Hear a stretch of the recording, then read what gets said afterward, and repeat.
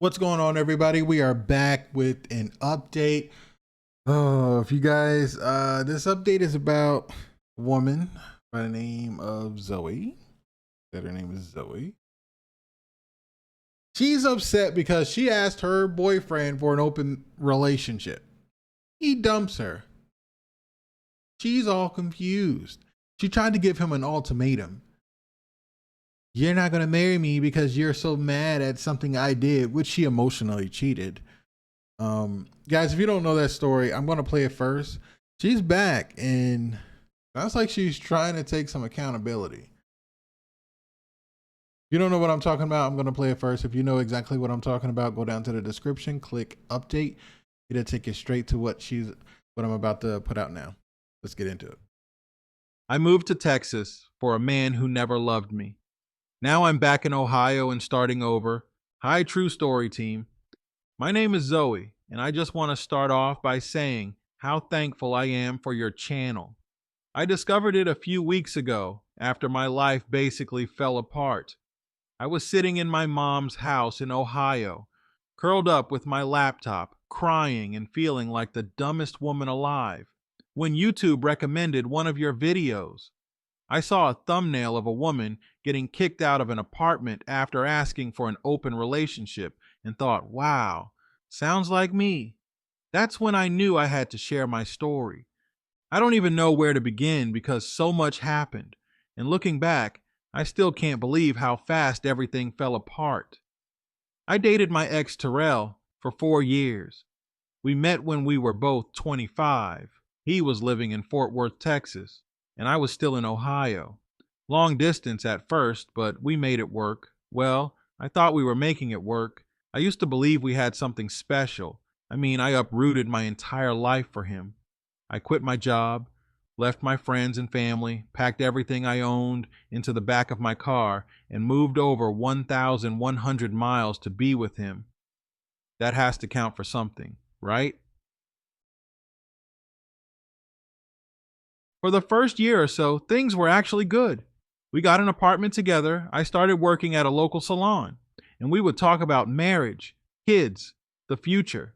That's what kept me going, those little promises. But after year 2, the promises stopped, and I found myself waiting on a ring that never came. Every time I brought it up, he'd brush me off with some joke like, we'll get there when we get there, or you really want to rush into being miserable like your parents? It hurt.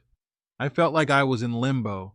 I had friends from high school getting married and starting families, and here I was, 4 years deep with a man who couldn't even say when, if, he'd propose. It started eating at me. I felt insecure, like maybe I wasn't enough, or like he was stringing me along until he found someone better.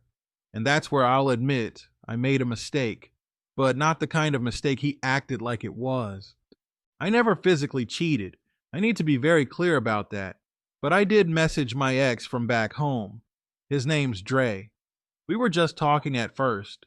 Small stuff like, how's life? What's new? That kind of thing. I never saw it as cheating because Dre still lived in Ohio. He wasn't even in the same time zone. I know people are going to say I crossed a line. Maybe I did. But to me, it was just talking. I was venting to someone who knew me from before, someone who used to care about me. I never met up with Dre, never even planned to. It was just messages, and yes, I sent him some gas money once. He said his car broke down and needed help getting to work, so I sent him $40 on Cash App. Now here's the part that blew everything up. Terrell had this habit of randomly checking up on me. He was always low-key suspicious, always making little comments like, you glued to your phone again, or who you texting this late? I used to laugh it off, but apparently he wasn't playing. One day, while I was in the shower, he went into my laptop and read through my Facebook messages. That's how he found out about Dre. He didn't say anything that night. I could feel something was off though. He was quiet, cold. Then the next morning, he just snapped. Threw my phone on the bed and said, so this what you been doing behind my back? Sending money to your ex? Texting him like I'm not here? I tried to explain. I told him it wasn't like that. that Dre was just someone to talk to, that I was lonely, frustrated, waiting on a proposal for 2 years while feeling like a roommate. He wasn't trying to hear none of that. To him, I was a cheater. He kept throwing that word around, cheater. Said he could never trust me again. That's when I said something I shouldn't have. I told him maybe we should open the relationship until he figured out whether he wanted to marry me. I thought it would give him time and give me a chance to feel desired again. It wasn't some wild suggestion. People do it all the time. But he looked at me like I had just spit in his face. Open the relationship so you can go screw around with Dre while I pay the rent? He shouted. He grabbed my duffel bag, started throwing my things in it, and told me I needed to be out by that evening. I was stunned. Like, what? Just like that? It was 102 degrees that day in Fort Worth. No exaggeration. I remember because my makeup was melting off my face and I felt like I was going to pass out. I called everyone I could think of. No one picked up. Not my coworkers, not my cousin who lived in Dallas, and definitely not his mama. I even called her twice. You know what she said the second time? This is between you and my son. I don't get in y'all business. I always knew she didn't like me, but that day she made sure I knew she really didn't care about me. I was sweating on the sidewalk with nowhere to go, dragging my little rolling suitcase behind me and trying to figure out which hotel I could afford with $60 and change in my bank account. Then came the worst part.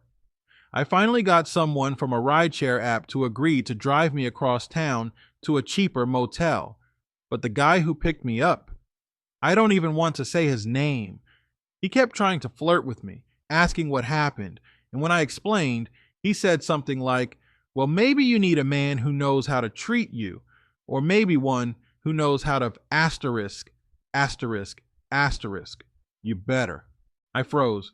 I told him I wasn't interested, and he pulled the car into this random parking lot, leaned over, and tried to touch my thigh. I panicked. I got out the car and ran. Luckily, an officer was parked in a nearby gas station lot and saw me crying and running in sandals. He pulled up, asked if I was okay, and I just broke down. To this day, I don't know that officer's name, but I'll never forget what he did. He took me to a hotel about 15 minutes away and paid for a whole week out of his own pocket. I sat in that hotel room shaking, crying, trying to figure out how my life went from building a future to surviving in a motel room because my boyfriend, no ex, decided I wasn't worth the effort. My mom came and got me the next week, drove the whole way from Ohio by herself. I didn't even tell her everything that happened. Just said the relationship ended and I needed to come home. She didn't ask too many questions, just hugged me when I got in the car and said, "You're gonna be okay." Now I'm back in Ohio, living with my mom. And guess what? Terrell already has a new girlfriend. He posted her on Facebook less than a month after kicking me out. That tells me everything I need to know. I wasn't the one doing the cheating. He was probably already lining her up while I was still unpacking boxes in our apartment. I wasted 4 years on a man who never truly loved me, a man who never intended to marry me, a man who couldn't handle honesty, who acted like I betrayed him for talking to someone he was always jealous of, even though he never gave me the love I needed. I lost my job, my apartment, and my peace of mind chasing a future that was never real. And the worst part? I tried to reconnect with Dre when I got back home. Thought maybe there was something still there. We went out for lunch, had a good time, and talked about what went wrong the first time. Things were cool for a couple weeks until I downloaded a dating app just to see what was out there. He found out and ghosted me. So here I am, 29 years old. No apartment, no boyfriend, no ring, and no clue what to do next. I don't think relationships are for me anymore. Maybe I'm just not cut out for them. I give too much, trust too easily, and I don't know when to walk away. If it's okay with you guys, I'd love to send in a part 2. There's more to the story, including how I ended things with Dre again. how I've been trying to rebuild, and how I'm slowly realizing that maybe love isn't something I need to chase. It should find me. Thank you for reading this far. It means a lot. And if my story helps another woman avoid the mistakes I made, then maybe all this heartbreak wasn't for nothing. With love, Zoe. Part 2. I tried to reconnect with the man my ex thought I cheated with and still got burned. Hey again, true story team, it's Zoe. I want to start this second email off by thanking you from the bottom of my heart. I didn't expect to get the kind of emotional release I did after writing my first message. Just being able to sit down and pour my thoughts out was therapy I didn't even know I needed. I've reread what I wrote maybe 5 times now, and each time I catch a detail I forgot, or a feeling I couldn't quite explain. But there's more to my story, and I'd like to share it, if that's okay. If you remember, I ended my last email by saying I tried to reconnect with Dre, the ex from Ohio who my boyfriend, Terrell, always hated. The same guy that Terrell caught me messaging, which led to me getting kicked out in the middle of that blazing Texas heat. Dre wasn't some random dude I just hit up on a lonely night. He and I go way back. We met in college when I was 20, and even though we broke up, there was always this weird sense of unfinished business between us. He was the first man who ever told me I was beautiful without makeup. The first man who talked about building something together. So when I came back to Ohio, bruised and heartbroken from Terrell, part of me wondered if maybe, just maybe, Dre and I had another chance. So I hit him up. I kept it casual. I didn't want him thinking I was trying to hop from one man to the next. I sent him a text that said, "Guess who's back in town?" And he replied in less than 10 minutes with, "Texas didn't work out." That one sentence made my stomach twist, not because it hurt, but because it was so accurate. Like, damn. Nope, it didn't. We talked on and off for about a week before meeting in person. We met at this little diner we used to go to back in the day. Same waitress was working there, same cracked vinyl booths, same greasy menu I memorized by heart. It felt like going back in time. We sat across from each other, sipping bad coffee and catching up like nothing had changed. Only everything had changed. He looked older, not in a bad way, just more grown. A little more facial hair, a few worry lines on his forehead, and his eyes didn't light up the way they used to. I looked at him and realized we weren't 22 anymore. We were almost 30, and whatever was left between us wasn't fire. It was embers. But embers can still burn, can't they? We hung out a few more times after that. We went to a jazz bar downtown, watched a movie at his place, and even went grocery shopping together one Sunday afternoon like we were playing house. For a minute, I let myself believe that maybe the past was making a comeback. The problem? I still had healing to do. I didn't realize how broken I was until I started seeing Dre regularly. I'd jump when my phone rang. I'd feel the urge to explain where I was going or who I was texting, like I was still reporting to Terrell. I had internalized so much from that toxic relationship that I brought it into something that was supposed to feel safe. Worse, I got restless. As much as I liked Dre, something in me was craving something new. It's embarrassing to admit, but I downloaded a dating app, not because I wanted to cheat, but because I wanted to feel something exciting. I wanted the attention. I wanted to prove to myself that I was still wanted. I had been so rejected, so discarded, that even the ping of a new match felt like medicine. I wasn't even meeting up with anyone, just messaging, mindless stuff. Hey, what's up? Where are you from? That kind of thing. But Dre found out. He texted me one night saying, "So you back on Tinder? That's what this is?" I didn't even try to lie. I just told him the truth, that I didn't know what I was doing, that I felt lost, and that I wasn't sure I was ready for anything serious. He said, "Zoe, I was ready to give us another shot, but you're not healed, and I'm not about to be your Band-Aid." That stung, but he wasn't wrong. So that was the end of me and Dre. again. After that, I spiraled a bit. I spent most of my days applying for jobs, binge watching reality TV, and sleeping until noon. My mom kept checking in, asking how I was feeling. She was patient, but I could tell she wanted me to do something. Anything. I was just existing, breathing, but not living. A few weeks later, I finally got a job as a receptionist at a car dealership. It's not glamorous, and it's definitely not what I moved to Texas to chase, but it's something. It's structure. And honestly, it gave me back a little piece of my independence. I started making a routine. Wake up at 7:30, shower, do my hair, make coffee for my mom and myself, drive to work, smile through the day, clock out, drive home, cook dinner, watch TV, sleep, repeat. It sounds boring, but it helped. That kind of boring was safe, and I needed safe. Still, I couldn't shake the pain of what happened with Terrell. He posted new pictures of his girlfriend not long after I returned to Ohio. I didn't want to look, but I did. She's pretty. She's thinner than me, lighter skinned, and looks like the kind of girl who says yes to everything her man says just to keep him happy. I don't say that to be catty. It's just the vibe I got from her Instagram. She reposts all his photos, always has some mushy caption like, my king, or love of my life. It's wild because I used to write captions like that too. And then I saw a post that nearly knocked the air out of my lungs. It was a picture of a hand, her hand, with a ring on it. Yep, the ring I waited 2 years for. He proposed to her. Let me repeat that. The same man who told me, marriage ain't a game, I ain't rushing just because you feel old, went and proposed to the next woman just months after dumping me. I didn't know whether to cry or laugh. I ended up doing both.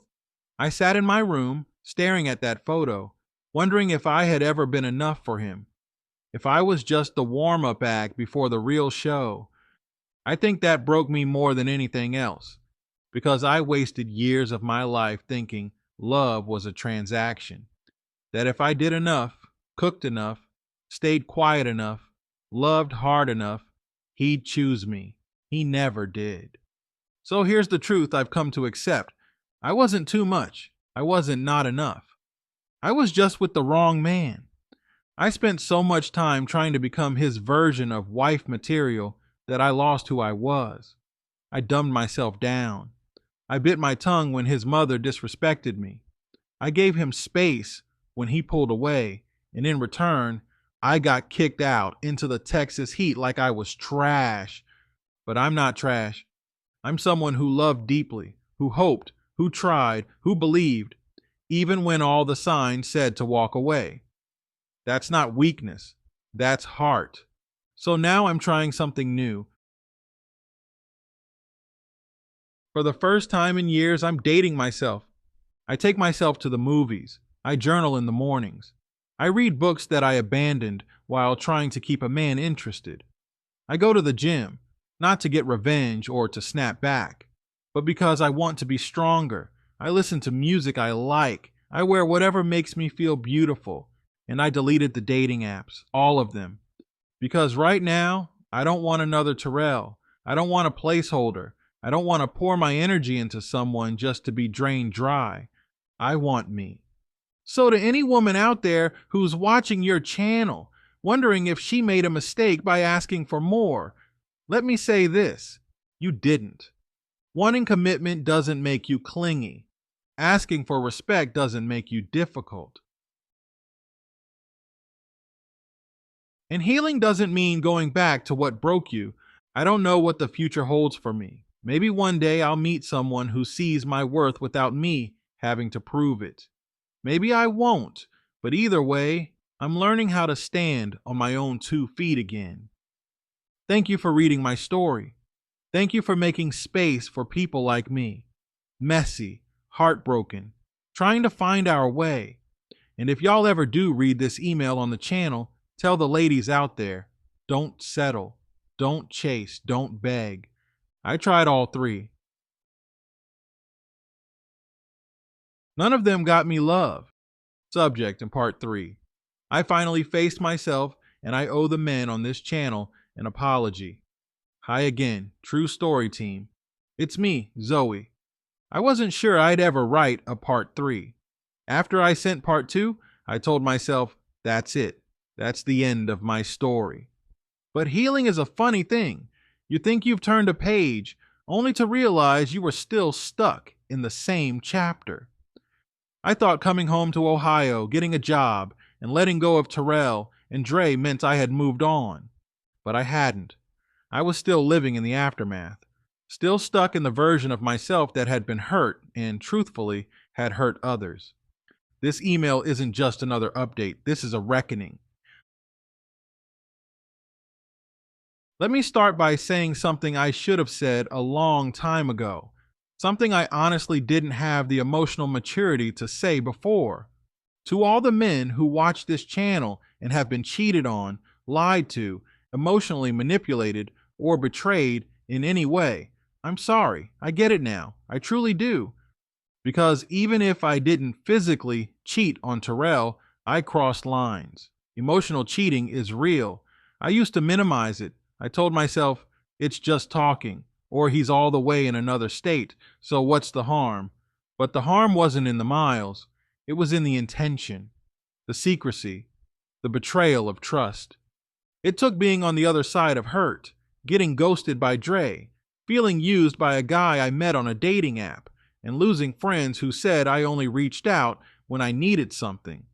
For me to see how much damage I'd done walking around as a hurt person. I was carrying years of unprocessed pain, abandonment issues, and fear of not being chosen, and I let those things turn me into someone I'm not proud of. I didn't cheat because I was evil.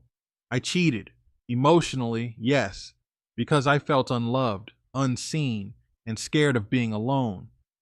But that doesn't make it okay. Pain doesn't excuse poor choices. So this part of my story is about what happened when I stopped looking for someone else to fill the holes in me and started patching them up myself. It started with a suitcase. One day in April, I opened my closet to look for a jacket and saw my old floral patterned suitcase, the same one I dragged through the Fort Worth heat when Terrell kicked me out. I hadn't touched it since I moved back. I hated that thing. I blamed it. Like it had anything to do with what I went through. But something told me to take it out, dust it off, and go. I had a little bit of money saved, and my boss at the dealership had just approved my vacation request, so I booked a one-way bus ticket to Chicago. No, I didn't know anyone there.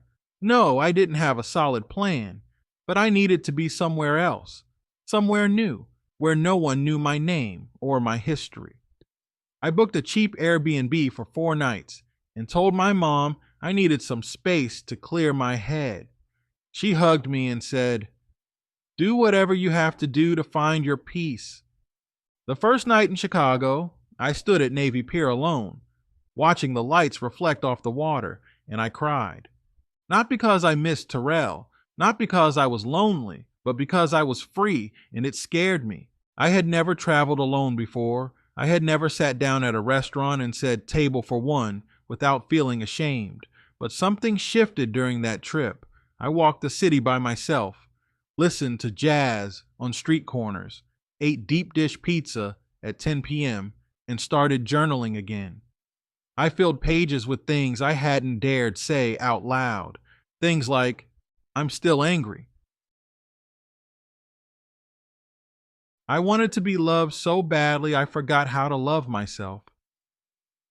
I've been blaming everyone but myself. That trip opened a door in me I didn't even know was there. After Chicago, I visited an old friend in Atlanta who I hadn't talked to in years. Her name's Bree, and she was one of my closest friends back when Dre and I were still together the first time. We lost touch because of me. I stopped calling. I disappeared into my relationship. When I texted her out of the blue and asked if I could crash on her couch, she said yes without hesitation. That week with her changed everything. We stayed up late talking about who we used to be, who we became, and the regrets we had. She told me she always wanted to reach out, but figured I didn't need her anymore. And that hit me because I did need her. I needed my people, but I had let relationships isolate me. I made men my world and left the rest of my life in the dust. I apologized to Bree genuinely. I told her I had taken our friendship for granted, and she hugged me and said, "We're all just trying to survive out here. I'm glad you came back." From there, something started to bloom inside me. It wasn't romantic. It wasn't desperate. It was peace. I started learning to sit with myself without distractions, without the noise, just me. I bought myself a sketch pad and started drawing again. I signed up for a weekend writing workshop in Cincinnati. I started walking trails near my mom's neighborhood and listening to podcasts about emotional healing, trauma bonds, and generational cycles. I stopped blaming Terrell. I stopped blaming Dre. I stopped blaming the world. And I started asking real questions. Why did I think love had to hurt? Why did I only feel valuable when I was being desired? Why did I let my loneliness convince me to betray people who cared about me? It was hard. Some days I'd feel so overwhelmed with guilt and shame that I'd stay in bed until noon. But I kept pushing. I kept showing up for myself. And you know what helped the most? Hearing the men on your channel. I started really listening, not just for entertainment, but to understand. One story that hit me hard was the man who caught his wife emotionally cheating with a coworker.